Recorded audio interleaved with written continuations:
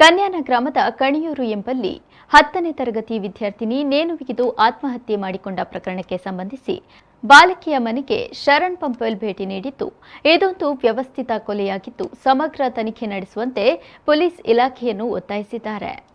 ಮೂಲತಃ ಸುಳ್ಯ ತಾಲೂಕಿನ ಪಂಜ ನಿವಾಸಿ ಸಂಜೀವ್ ಅವರ ಪುತ್ರಿ ಆತ್ಮಿಕಾ ಎಂಬಾಕೆ ಕಣಿಯೂರು ಎಂಬಲ್ಲಿರುವ ತನ್ನ ಮನೆಯಲ್ಲಿ ಆತ್ಮಹತ್ಯೆಗೆ ಶರಣಾಗಿದ್ಲು.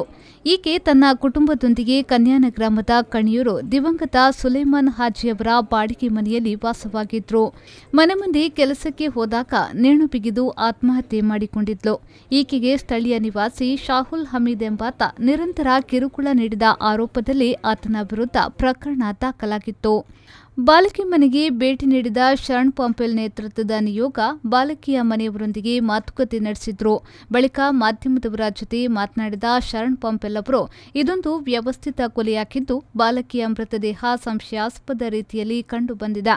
ಆದ್ದರಿಂದ ಇದು ಕೊಲೆ ಪ್ರಕರಣವಾಗಿದ್ದು ಆರೋಪಿ ಶಾಹುಲ್ ಹಮೀದ್ ಮತ್ತು ಆತನ ಕುಟುಂಬದ ವಿರುದ್ಧ ಕೊಲೆ ಪ್ರಕರಣ ದಾಖಲಿಸುವಂತೆ ಒತ್ತಾಯಿಸಿದ್ದಾರೆ. ಅವಳ ಸಾವಿಗೆ ವಿಶ್ವ ಹಿಂದೂ ಪರಿಷತ್ ಬಜರಂಗ ದಳ ನಾವು ಸಂತಾಪವನ್ನು ವ್ಯಕ್ತಪಡಿಸಿದ್ದೇವೆ.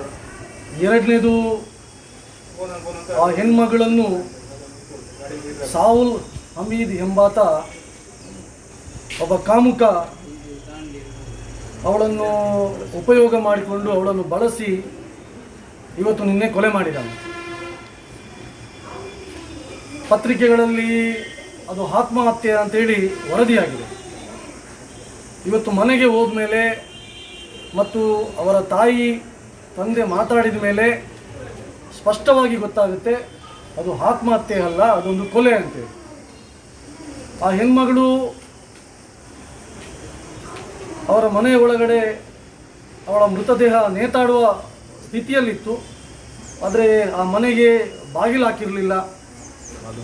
ಮತ್ತು ಆ ಹೆಣ್ಮಗಳ ಕಾಲು ನೆಲಕ್ಕೆ ತಾಗಿತ್ತು ಮತ್ತು ಕುತ್ತಿಗೆಯಲ್ಲಿ ಒಂದು ಬೆರಳಿನ ಮಾರ್ಕ್ ಕೂಡ ಇದೆ, ಹೆಬ್ಬೆರಳಿನ. ಹಾಗಾಗಿ ಇದನ್ನು ಶಾಹುಲ್ ಹಮೀದ್ ಮನೆಗೆ ಬಂದು ಅವಳಿಗೆ ತೊಂದರೆಯನ್ನು ಕೊಟ್ಟು ಯಾರೂ ಇಲ್ಲದ ಸಂದರ್ಭದಲ್ಲಿ ಇವನು ಕೊಲೆ ಮಾಡಿದ್ದಾನೆ ಅಂತೇಳಿ ನಮಗೆ ಸಂಶಯ ಇದೆ.